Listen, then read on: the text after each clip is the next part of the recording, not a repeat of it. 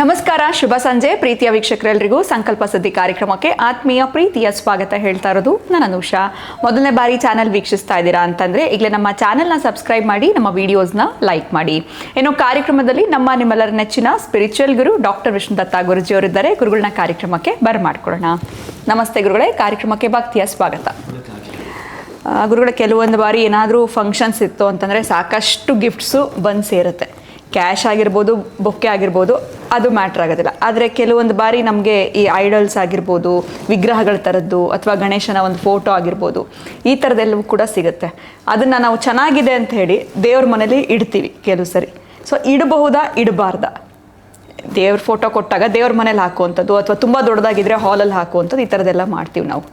So ಅಥವಾ ಕೆಲವು ಸತಿ ಒಂದು ಪುಟಾಣಿಯಾಗಿರುವಂಥದ್ದು ಒಂದು ಸಿಲ್ವರ್ ರೂಪದಲ್ಲಿ ಕವರ್ ಆಗಿರುತ್ತೆ, ಆ ಥರದ್ದು ಒಂದು ಕೊಟ್ಟಿರ್ತಾರೆ ದೇವ್ರದ್ದು. ಸೊ ಅದನ್ನು ದೇವ್ರ ಮನೇಲಿ ನಾವು ಇಡಬಹುದಾ? ಇದು ಒಂದು ಪ್ರಶ್ನೆ. ಸೊ ನಾನು ಕೊಡುವಂಥ ಗಿಫ್ಟು ಏನು ಕೊಟ್ಟರೆ ಬೆಟರ್ ಗುರುಗಳ? ಇವಾಗ ನೀವು ಹೇಳ್ಬೋದು ನಿಮ್ಮ ಫ್ರೆಂಡು, ನಿಮ್ಮ ರಿಲೇಷನ್ ಅಂತಂದರೆ ನೀವು ಪ್ಲ್ಯಾನ್ ಮಾಡ್ಕೊಳ್ಳಿ ಅಂತ. ಬಟ್ ಆದರೂ ಕೂಡ ಒಂದು ಜನರಲಾಗಿ ನೀವು ಅಡ್ವೈಸ್ ಕೊಡೋದಾದರೆ ನಾವು ಕೊಡುವಂಥ ಗಿಫ್ಟು ಯಾವ ಥರ ಇರಬೇಕು? ಆ್ಯಂಡ್ ನನಗೆ ಬಂದಿರೋವಂಥ ಗಿಫ್ಟಲ್ಲಿ ದೇವ್ರ ಐಡಲ್ಸ್ ಇತ್ತು ಅಂತಂದರೆ ಅದನ್ನು ದೇವ್ರ ಮನೆಯಲ್ಲಿ ನಾವು ಇಡಬಹುದಾ, ಹೇಗೆ? ಇದ್ರ ಬಗ್ಗೆ ತಿಳಿಸ್ತೀವಿ. ಓಂ ವಿಶ್ವಸ್ಮೈ ನಮಃ. ಪ್ರೀತಿಯ ಬಂಧುಗಳೇ, ನಮ್ಮಲ್ಲೊಬ್ಬರು ಅವಧಾನ ಮಾಡೋರಿದ್ದಾರೆ, ಮಾಡುಗಲ ನಾಗಪಣಿ ಶರ್ಮ ಅಂತ, ಮಹಾನುಭಾವ ಆತ. ಅಂದರೆ ಸಾಕು ಜ್ಞಾಪಕ ಬಂದ್ಬಿಡತ್ತೆ ನನಗೆ. ಹಿಂಗೆ ಕೆರೆತ ಮಾಡ್ಕೊಂಡು ಜ್ಞಾಪಕ ಬಂದ್ಬಿಡುತ್ತೆ. ನೀವು ಪ್ರಶ್ನೆ ಮಾಡಿದಾಗ ಒಂದು ಸಲ ಹೀಗೆ ಅಂದರೆ ಸಾಕು, ಗೊತ್ತಿರಂಗೆ ಒಂದು ಬಟನ್ ಅದು ಮೊದಲಿಂದ ಒಬ್ಬೊಬ್ರಿಗೊಂದೊಂದು ಅಭ್ಯಾಸ ಇರುತ್ತೆ. ಸುಮ್ಮನೆ ಹೀಗೆ ಅಂತೀನಿ.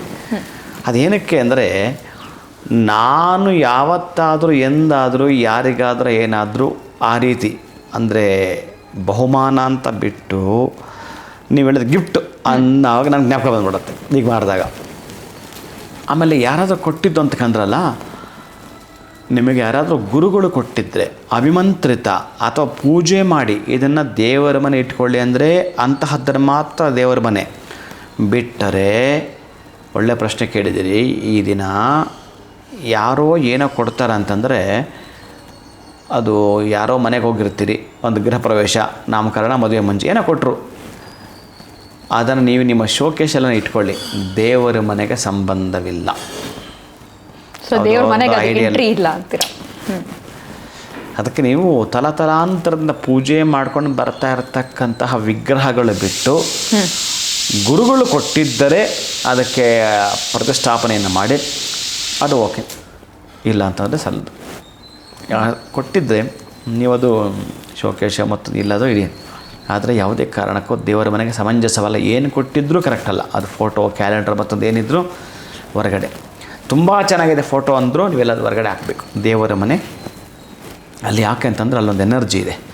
ಮೊದಲು ದಿನೇ ನೀವು ಡೈಲಿ ದೀಪ ಹಚ್ಚಿದ್ದು, ಒಂದು ನೈವೇದ್ಯ ಇಟ್ಟಿದ್ದು, ನೀವು ಗೊತ್ತಿದ್ದೋ ಗೊತ್ತಿಲ್ಲದೆ ಏನೋ ಹಿರಿಯರು ಹೇಳಿದಾರೆ ಸಂಪ್ರದಾಯ ಅಂತ ಮಾಡ್ಕೊಂಡು ಹೋಗ್ತಾ ಇದ್ದೀರಿ ಅಂತಂದರೂ ಕೂಡ ನೀವು ಬ್ಲೈಂಡಾಗಿ ದೇವರು ನಮಗೆ ಅದು ಕೊಡ್ತಾನೆ ಇದು ಕೊಡ್ತಾನೆ ಅಂತೆಲ್ಲ ಮಾಡ್ತಾ ಇರೋದು. ಆದರೆ ದೇವರು ನಮಗೇನೋ ಒಂದು ವಿಶೇಷತೆ ಕೊಡಬೇಕು ಅನ್ನೋ ಒಂದು ಖುಷಿಯಲ್ಲಿ ಇಟ್ಟುಕೊಂಡು ನೀವು ಏನು ಮಾಡ್ತಾ ಇದ್ದೀರೋ ಅದಕ್ಕಾಗಿ ಭಗವಂತ ಅಲ್ಲಿ ಸಾನ್ನಿಧ್ಯವನ್ನು ವಹಿಸಿರುತ್ತಾರೆ.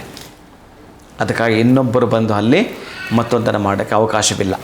ಅದಕ್ಕೆ ಪ್ರಾಣ ಪ್ರತಿಷ್ಠೆ ಆಗಿದ್ದರೆ ಅವರು ಗುರುಗಳು ತಿಳಿದವರು ಮಾತ್ರ ನಿಮಗೆ ತಿಳಿಸ್ತಾರೆ, ಇಲ್ಲಾಂದರೆ ಸಮಂಜಸವಲ್ಲ ಇದು. ಇನ್ನು ಒಂದನೇದು ನೀವು ಕೊಡಬೇಕು ಅಂತಂದರೆ ಯಾರಿಗಾದ್ರೂ, ಆಮೇಲೆ ಎಲ್ಲಾದರೂ ಹೋಗಬೇಕಾದ್ರೂ ಅಷ್ಟೇ. ಈಗ ಅದು ಹೇಗಿರುತ್ತೆ ಅಂತಂದರೆ, ಮನೆ ಮಂದಿ ಎಲ್ಲ ಹೋಗ್ತಾರೆ ಕೆಲವರು, ಅದು ಸಮಂಜಸವೇ ಅಲ್ಲ. ಬಟ್ ಕರೆಯುವಾಗಲೇ ಅವ್ರು ಹಾಗೆ ಇನ್ವೈಟ್ ಮಾಡಿರ್ತಾರಲ್ಲ ಗುರುಗಳು, ಎಲ್ಲರೂ ಬರಬೇಕು ಅಂತ. ಅದೇ ಎಲ್ಲರೂ ಬರಬೇಕು ಅಂತ ಕರೆದಿರ್ತಾರೆ. ನೀವೆಲ್ಲರೂ ಹೋದಾಗ ಅವ್ರು ಬೇಜಾರು ಮಾಡ್ಕೊಳ್ತಾರೆ. ಅದು ರೂಢಿಗತ ಪದಗಳು ಮಾತಾಡ್ತಾರೆ ಮದುವೆ ಮುಂಚೆ, ಅವಕ್ಕೆಲ್ಲ ಹೋಗ್ಬೋದು. ಈಗ ನಿಮ್ಮ ಸಿಸ್ಟರ್ ಅಂದ್ಕೊಳ್ಳೋಣ, ನಿಮ್ಮ ಸಿಸ್ಟರ್ ಮ್ಯಾರೇಜ್, ಅಥವಾ ನಿಮ್ಮ ಅಕ್ಕನ ಮಗಳದ ಮದುವೆ ಅಂದ್ಕೊಳ್ಳೋಣ. ಆಗ ನೀವು, ನಿಮ್ಮ ಯಜಮಾನರು ಪ್ಲಸ್ ನಿಮ್ಮ ಅತ್ತೆ ಮಾವ ಇವರೆಲ್ಲರೂ ಬರೋ ಚೆನ್ನಾಗಿದೆ. ಆ ಅಜ್ಜಿಗೆ ಎದ್ದು ಬರೋಕ್ಕೂ ಆಗಲ್ಲ. ಯಾವುದೋ ಒಂದು ಅಜ್ಜಿ ಇರುತ್ತೆ, ಆ ಅಜ್ಜಿನೂ ನೀವು ಅಲಂಕಾರ ಮಾಡಿ ಹೇಳ್ಕೊಂಡು ಹೋದರೆ ಏನನ್ಬೇಕು? ಬೀಗ ಜಡಾಯಿಸ್ಕೊಂಡು ಬೀಗ ಜಡ್ದುಬಿಟ್ಟು 3 ದಿನ ಟ್ರಿಪ್ ಎತ್ಬಿಡೋದು. ಆಮೇಲೆ ಇದು ಸ್ವಲ್ಪ ಎಕ್ಸ್ಕ್ಯೂಸ್ ಇದೆ ನಿಮಗೆ. ಆದರೆ ಯಾರೋ ಹೋಗ್ಬಿಟ್ಟಿರ್ತಾರೆ ನೋಡಿ, ಅಂಥದ್ದಕ್ಕೆ ಮನೆ ಪೂರ್ತಿ ಖಾಲಿ ಮಾಡ್ಕೊಂಡು ಹೋಗೋ ಹಾಗಿಲ್ಲ. ಈ ಉತ್ತರ ಕ್ರಿಯಾದಿಗಳಂತಾರೆ. ಅದನ್ನು ಮಾಡೋವಾಗ ಮನೆಯಲ್ಲಿ ಇರಲೇಬೇಕು ಯಾರಾದೊಬ್ಬರು, ಎಲ್ಲರೂ ಹೋಗೋ ಹಾಗಿಲ್ಲ. ಇದನ್ನೆಲ್ಲ ಹೆಂಗೆ ತಿಳಿಸೋದು? ಆ್ಯಕ್ಚುಲಿ ಮದುವೆ ಮುಂಜುಗೂ ಎಲ್ಲರೂ ಹೋಗೋ ಹಾಗಿಲ್ಲ, ಪೂರ್ಣ ಎಲ್ಲರೂ ಹೋಗೋ ಹಾಗಿಲ್ಲ, ಒಬ್ಬರಾದರೂ ಸದಸ್ಯರ ಮನೆಯಲ್ಲಿ ಇರಬೇಕಾಗತ್ತೆ. ಇನ್ನು ಏನೇನೋ ಇದೆ, ಈ ಗಿಫ್ಟಿಗೆ ಮಾತ್ರ ಬರ್ತೀನಿ ನಾನು. ಗಿಫ್ಟ್ ನೀವು ಕೊಡೋದಾದರೆ ಮೊದಲು ಬಹುಶಃ ನಾನು ಯಾರಿಗಾದ್ರೂ ಕೊಟ್ಟಿದ್ದರೆ ದೀಪಗಳನ್ನು ಕೊಡುತ್ತೇನೆ. ದೀಪಗಳು ಬಹಳ ಅವ್ರು ಏನೇ ಎಂಡ್ ಆಫ್ ದ ಡೇ ಏನು ಮಾಡೋದು, ಒಂದು ದಿವಸ ಹಬ್ಬಕ್ಕಾದ್ರೂ ಅದನ್ನು ಹಚ್ಚಬೇಕು. ಒಂದು ರೀತಿಯ ನೀವು ಕೊಟ್ಟಿರೋವಂಥ ಟೈಮು, ಅವ್ರು ಇಟ್ಟಿರೋವಂಥ ಟೈಮು, ಅಲ್ಲಿ ದೀಪ ಹಚ್ಚಿರೋಂಥ ಟೈಮು ಒಂದು ಅವರಿಗೆ ಅದೃಷ್ಟವನ್ನು ತಂದು ಕೊಡುವಂಥದ್ದು. ಮಾಡಿದ್ರೆ ಒಳಿತನ್ನೇ ಮಾಡಿ, ಮಾಡಿದ್ರೆ ಪುಸ್ತಕ ದಾನವನ್ನು ಮಾಡಿ. ಒಂದು ಭಗವದ್ಗೀತೆಯೋ ಭಾಗವತವೋ ಪುರಾಣವೋ ನಾನು ಓದೋವಾಗ 4 ದೀಪ ಪ್ರಬಂಧ ಅಂತೇಳಿ ಒಂದು ಮಣ ಬರ್ತಾವೆ ಪುಸ್ತಕಗಳು. ಅದನ್ನು ತಗೊಳ್ಬೇಕಾದ್ರೆ ಕಷ್ಟ. ಆವತ್ತಿನ ಕಾಲಕ್ಕೆ 10,000 ಪುಸ್ತಕಗಳು. ಆಮೇಲೆ ಈ ಕೋಡೇಶ್ನವ್ರದ್ದು ಒಂದು ಯಾಗ ಮಾಡಿದಾಗ ಅವ್ರಿಗೊಂದು ಮೆಸೇಜ್ ಕೊಟ್ಟಿದ್ದ ಪ್ರಕಾರ ಈ 18 ಪುರಾಣಗಳು ಅವರಿಗೆ ಪುಸ್ತಕ ದಾನ ಮಾಡೋದು. ಆಮೇಲೆ ಅವ್ರ ಒಳ್ಳೆ ಗುಡ್ ಹಾರ್ಟ್ ಆತನಂತ, ಹಾಗೆ ಫನ್ನಾಗಿ ಮಾತಾಡೋವಂಥದ್ದು, ತಕ್ಷಣ ಆನ್ ಸ್ಪಾಂಟೇನಿಯಸ್ ಡೈಲಾಗ್ ಡೆಲಿವರಿನ ಸಖತ್ತಾಗಿ ಮಾಡೋವಂಥದ್ದು. ಇವೆಲ್ಲವೂ ಕೂಡ ಒಂದು ಕವಿಗೆ ಅಷ್ಟು ಕಲ್ಪನೆಗಳು ಆತನಿಗೆ ಇದ್ದದ್ದರಿಂದ ಆತ ನಾನು ಏನು ಮಾಡಿ ಸರೋಗುತ್ತೆ ಅಂತ ಕೇಳಿದಾಗ ಈ ಪುರಾಣಗಳು ಮಾಡಿಕೊಡಿ ಅಂತಂದಾಗ ಎಷ್ಟು ಚೆನ್ನಾಗಿ ಮಾಡಿದ್ರಂದರೆ ಅವರು ಅಷ್ಟೂ ದಾನ ಅದ್ಭುತವಾಗಿ ಮಾಡಿದ್ರು. ಅವ್ರದ್ದು ಈಗಲೂ ನಮ್ಮಲ್ಲಿ ಪ್ರಿಂಟ್ ಇದೆ ಅದು. ಹಾಗೆ ಪುಸ್ತಕ ಮತ್ತು ದೀಪದಾನವನ್ನೇ ಮಾಡಿ, ಇನ್ನು ಬೇರೆ ಏನೇನೇ ಮಾಡ್ತೀರಿ ನೀವು, ಕೃಷ್ಣಂದು ಆರ್ಟಿಫಿಷಿಯಲ್ ಅವೆಲ್ಲ ಕೊಡ್ತಿರ್ತೀರಿ, ಆದರೆ ಪ್ಲಾಸ್ಟಿಕ್ಕನ್ನು ಕೊಡೋದು ಮಾತ್ರ ವರ್ಜ ಮಾಡಿ. ಪ್ಲಾಸ್ಟಿಕ್ ಅದು ತಪ್ಪಿ ಕೂಡ ಏನೂ ಕೊಡ್ಲಿಕ್ಕೆ ಹೋಗಬೇಡಿ. ಹಾಗಾಗಿ ಮೆಟಲ್ ಏನಾದರೂ ಕೊಡ್ತೀನಿ ಅಂತಂದರೆ, ಒಂದು ದೀಪಗಳು, ಎರಡನೇದು ನಾನು ಹೇಳ್ತಿರೋದು ಮಾತ್ರ ಪುಸ್ತಕ, ಅದು ನಾನು ಹೇಳ್ತಿರೋದು, ನಿಮ್ಮ ಆಯ್ಕೆ ನಿಮಗೆ ಬಿಡ್ತೀನಿ. ನೀವು ಬಂಗಾರವನ್ನು ಕೊಡ್ತಾ ಬಂಗಾರದ್ದು ಬೆಳ್ಳಿದ್ದು ಏನು ಕೊಟ್ಟರು ಕೊಡಿ, ಬೆಳ್ಳಿ ದೀಪಗಳು ಕೊಡಿ, ಅಭ್ಯಂತರ ಇಲ್ಲ.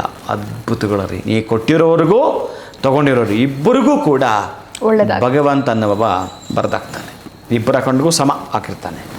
ಅವರೇನಾದರೂ ದೀಪ ಹಚ್ಚಿದ್ರು, ನೀವು ಕೊಟ್ಟಿರೋ ದೀಪಗಳೆಲ್ಲ ಅಂತಂದರೆ ಅದರದ್ದು ಒಂದಷ್ಟು ಭಾಗಶಃ ನಿಮ್ಮ ಅಕೌಂಟಿಗೆ ಹಾಕ್ತಾನೆ.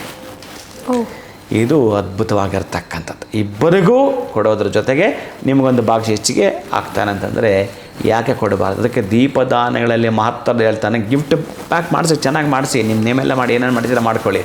ಒಟ್ಟಾರೆಯಾಗಿ ಪುಸ್ತಕ ಮತ್ತು ದೀಪದಾನ ಒಂದು ಅವಿನಾಭಾವ ಸಂಬಂಧದ ಜೊತೆಗೆ ಯಾವಾಗಲೂ ಕೂಡ ಅಷ್ಟೇ ಅದೃಷ್ಟದ ಮೇಲೆ ಅದೃಷ್ಟ ಕೊಡ್ತಕ್ಕಂಥ ಸಂಕೇತಗಳು ಗಿಫ್ಟ್ಗಳಿವೆ.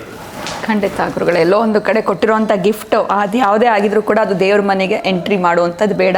ನಾವು ಶೋಕೇಸಲ್ಲಿ ಅಥವಾ ಬೇರೆ ಎಲ್ಲಾದರೂ ಅದನ್ನು ಇಡಬಹುದು ಅನ್ನೋದ್ರ ಬಗ್ಗೆ ತಿಳಿಸ್ಕೊಟ್ರಿ. ಇನ್ನು ನಾವು ಏನು ಗಿಫ್ಟ್ ಕೊಡಬೇಕು ಅನ್ನೋದಕ್ಕೆ ಭಾಳ ಉತ್ತಮವಾಗಿರುವಂಥ ಸಜೆಷನ್ಸ್ನ ಕೊಟ್ಟಿದ್ರೆ, ಅದರಲ್ಲೂ ದೀಪಗಳನ್ನು ಕೊಟ್ವಿ ಅನ್ನೋದಾದರೆ ತುಂಬ ಒಳ್ಳೆಯದು. ಅವರ ದೀಪಗಳನ್ನು ಹಚ್ಚಿದ್ರೆ ನಮಗೂ ಕೂಡ ಒಳಿತಾಗತ್ತೆ, ಅವ್ರಿಗೂ ಕೂಡ ಒಳಿತಾಗತ್ತೆ ಅನ್ನೋದ್ರ ಬಗ್ಗೆ ತಿಳಿಸ್ಕೊಟ್ರಿ. ಧನ್ಯವಾದಗಳು. ನಮಸ್ಕಾರ. ಹರೇ ಶ್ರೀನಿವಾಸ.